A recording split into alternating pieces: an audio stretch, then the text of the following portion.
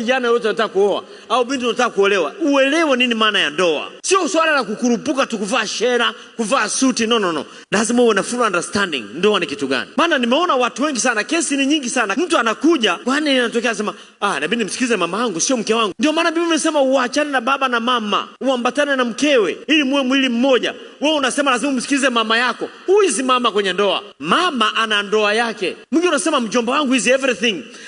Hukutakiwa kuoa bado. Inatakiwa upate akili. Huna akili ya kukaa na mke. Ukisiku ukipata akili ya kukaa na mke, njoo tufungishe ndoa. Siku ambayo mjomba wako atakwambia useme mjomba pana, ngoja nikaongea na mke wangu, then una akili. Siku baba anakuita anakuambia sikiliza, mwanamke huwa anakemewa. Alafu unasema urafiki unaanza kumfokea. Wewe nini? Ese baba amesema. Hujawa na akili ya kukaa na mke.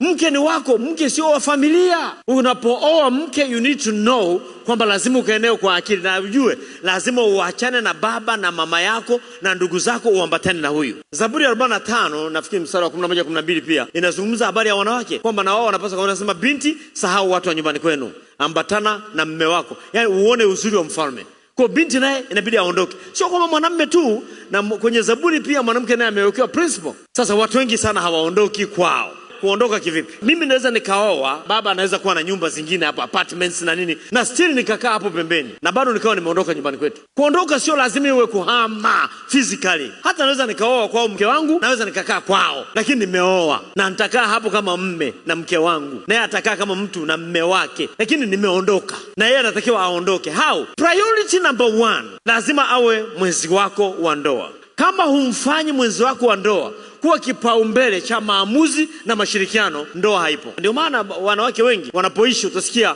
mimi hapa nakaa kwa ajili ya watoto. Why? Utakiwa ukaa kwa ajili ya watoto, utakiwa ukae kwa ajili ya mme. Mwingine unasikia mwanamke anashindwa kumwacha bana, nini? Kuna watoto 3 nitaishi nao. Tafuta namna ya kurekebisha kana mke wako, sio habari ya watoto. Watoto wamekuja tu wamewakuta, je, msingezaa? Hiyo sio zawadi tu mmepewa. Unakaaje kwa ajili ya zawadi? Huwezi kuishi kwa ajili ya zawadi. Ndoa msingi wake wa kwanza ni kila mmoja aondoke, kwamba ninaondoka kwa wazazi wangu, naondoka kwa ndugu yangu, kipaumbele ni mwenzi wangu wa ndoa. Mnanielewa wapendwa?